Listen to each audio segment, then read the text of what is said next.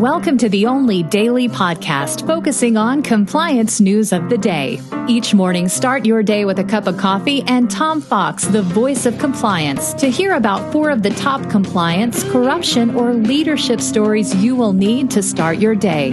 The Daily Compliance News is a production of the Compliance Podcast Network. October 10, 2020, happy birthday to my little sister edition. First up, how 2 compliance officers from the pharmaceutical industry are tackling risks arising from the coronavirus health crisis. And all of today's articles come from the always great Wall Street Journal Risk and Compliance Journal. They take a look at Ashley Watson, Johnson & Johnson CCO, and Kelly Gordon, Vice President of Ethics and Compliance and Legal Operations at VF Corp. And they detail some of the changes in risks that the companies have faced.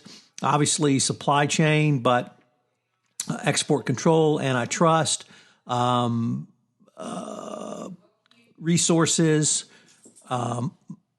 economic issues, delays due to working from home, etc. And it's interesting how both have taken different approaches. Every compliance officer needs to read this article. Next up, from Dylan Tokar, spoofing settlements highlight the foilables of trader surveillance tools. The recent settlement with JP Morgan and others underscore the need for investment banks to ensure surveillance tools they use to detect misconduct by traders are effective. There's one thing the Department of Justice has continually reminded the compliance community about compliance programs are that they must be effective. And so this really came to roost in the spoofing case. And the settlement with JP Morgan required the bank to strengthen their anti-spoofing compliance. So effectiveness is a critical element. Jay Martin has told us since at least 2008, when I met him, that execution is the most critical component of any compliance officer's remit.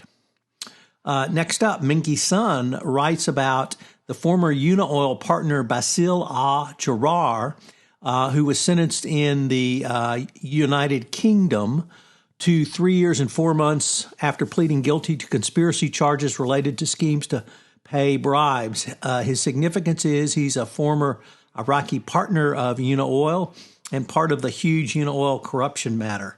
It's going to be very interesting to see what happens with the 2 Unaoil managers who were charged, or rather found guilty, but have not yet been sentenced, and the head of Unaoil who pled guilty in the United States. Our final story is a cautionary tale about mergers and acquisitions, and more specifically buying companies and parts of companies out of bankruptcy, why you need to engage in robust due diligence. A Houston-based seismic company has been accused by the SEC of hiding $100 million in revenue and the theft of millions of dollars out of the company, actually of falsely inflating, I should say, revenues. The 4 executives were charged criminally in this matter, and the company is in bankruptcy.